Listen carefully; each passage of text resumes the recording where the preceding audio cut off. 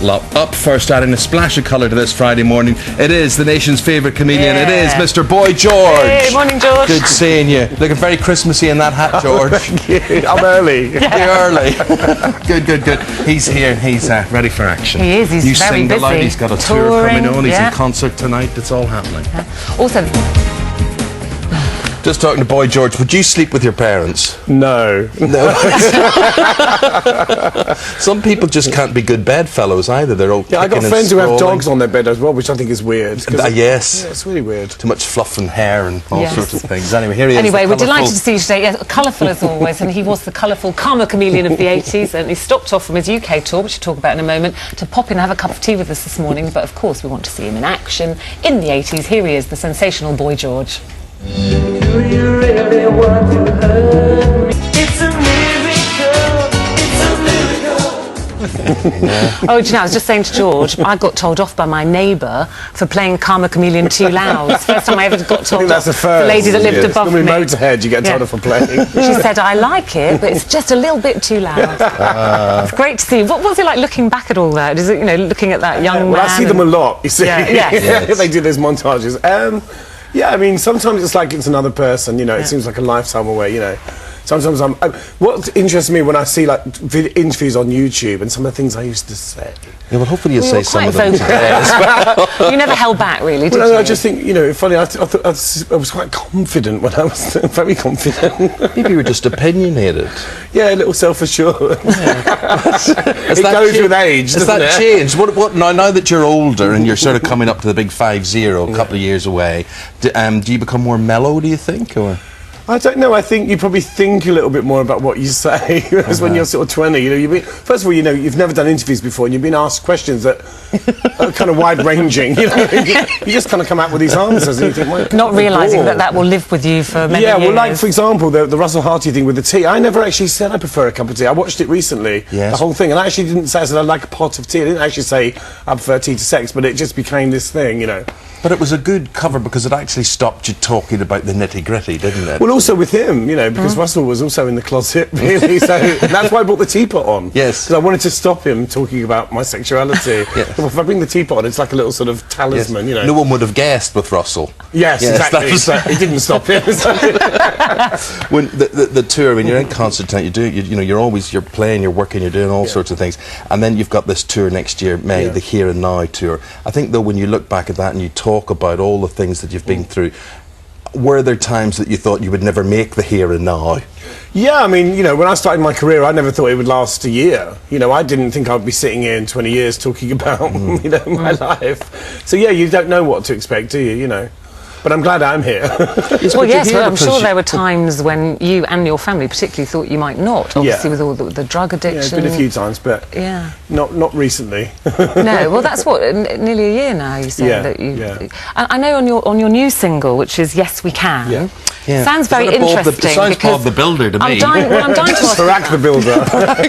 it's that you say, Barack Obama has been some inspiration, and also you've written a verse for Amy Winehouse, which is very personal. Well, let's talk, why Barack Obama? What's his... I just think that, you know, he would be a great person to represent America. He's calm, he's intellectual, he's got charisma, you know, he seems, you know, relaxed and intelligent.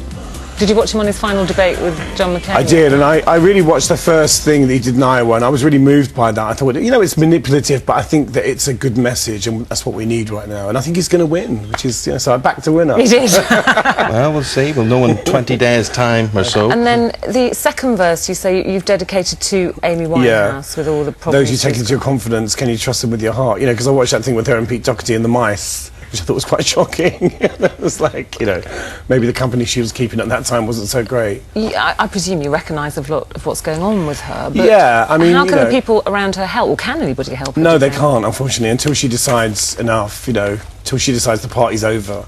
Because, you know, when you're in that mode, you think you're having a great time, even when you're kind of pig awful miserable, you know, you think it's great. And it's going to take her, which is, you know, the most difficult thing for people around you. Somebody like you, I mean, we know Elton John kind of tried to help George Michael. And somebody like you, do you think you could sit and talk to her and say, listen, I've been there, this is what it does? And yeah, I mean, I would if I thought that she would listen, you know, but I think that when you're in that situation, you just think people are interfering. I certainly did. Yeah. You know, even people that you even really your family. love, you just think, oh, go away, you know, I'm happy. And it's not until you really, not necessarily reach a rock bottom, but you reach a point of realisation where you think, actually, this is really miserable.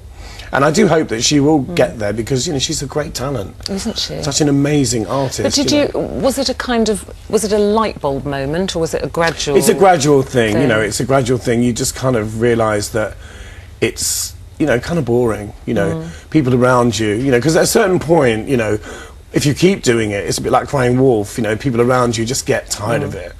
And I'm lucky I have quite a strident family, my sister and my mother. You know, there wasn't a day that went by when they didn't get on my case, you know, and eventually you have to listen, you know. Yeah. But it's still you that has to do it. Yeah, you do. What is that like, being, you know, in that recovery from drugs? How hard is it? It's wonderful. No, it's wonderful. No? Once you're through it, it doesn't take that long, and it's a wonderful thing to just have your life back and be functioning with your brain and, you know, your personality. But you're in an industry where there's going to be temptation open to you all the time. How hard's that? Well, I think, you know, once you've made that choice, you know, once you've done it, you're okay, you know. And, you know, I mean, I go to NA meetings, I regularly go, you know, and we'll keep going. Because, you know, when you go to those meetings, you get support. And what's wonderful, actually, because you always hear about people messing up, but you don't hear about people getting clean. And, you know, you go to NA meetings, you see people coming in the first week and they're wretched. And then you see them come alive and they look handsome and their skin looks great. And it's a wonderful thing to see, you know, and it does inspire you. When you go to those meetings, are there people that have been clean for years, but they still go to there meetings? Are people there 20 years. Really? Yeah. You'd think you wouldn't need it after that long. No, you always need it. Well, they say one day at a time, you know, and, you know, every day's a new day. But no, people do, and I think because people get so much out of it, they go back, because they say the best person to help another addict is an addict. So they say they encourage you to keep coming. Well, hats off to you for the Here and Now tour coming up, and this length of time. What is it, 25 years or so doing what you're doing? And the funny thing, it was interesting to hear that. I mean, you're so well regarded in the music industry because you have a music brain. You know, you've got a history. You appreciate all sorts of genres and things. I think people very much respect what you do.